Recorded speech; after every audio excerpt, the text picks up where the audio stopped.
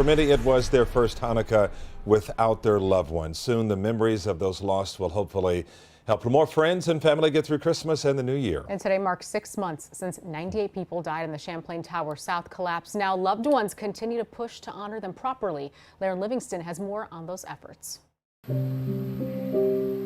Because this site was off limits as crews worked round the clock, painstakingly searching for signs of hope, this site became a physical representation of those hopes, accessible to friends, family, complete strangers.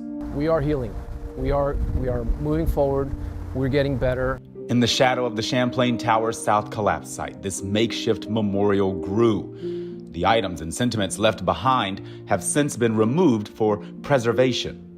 Once that wall came down, the commission knew and the manager knew that it was something that had to get done. Surfside Mayor Charles Burkett says for now, this wall is that something. This was lovingly made by our own Public Works Department. In loving memory, the more permanent but still temporary Surfside Wall of Hope and Memorial was installed at the corner of Collins and 88th, directly across the street from the collapse site.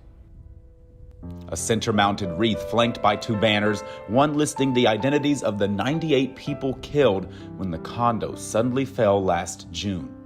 There are lights to illuminate those names at night. My fondest hope had been that we'd be able to just use this site that we're looking at right now across the street as a memorial.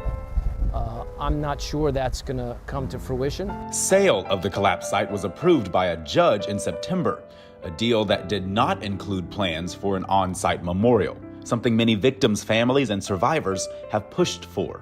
I think where you've got a building or a site where 98 people died, I'm not so sure that that's going to be just forgotten and people are going to smile and come over and buy condos and be happy. But there's still an opportunity, even if it is idealistic. The person that buys that piece of property is then going to have control over what happens there. And it's not out of the question to approach that person and ask them if they would be amenable to doing something on their site. I think it is going to give us a sense of peace. Manuel Guara's brother, sister-in-law, and 2 nieces died in the collapse. Manuel says Marcus, Anaeli, Lucia, and Emma were Always in the water, always on the beach, always doing outdoor activities. What better way to memorialize them than in the ocean? Earlier this month, special plaques were placed underwater in their memory and in memory of the lives and loved ones lost in the collapse. The Neptune Memorial Reef is an artificial reef off Key Biscayne established to create life while also honoring lives. Everybody is fixated on doing the right thing here. Mayor Burkett says that means working with victims and survivors to get their input on where a proper memorial should be and what it should look like. In the meantime, But I think it's here. I think people know it's here. I think they know why it's here. in Surfside, Larry Livingston, Local 10 News.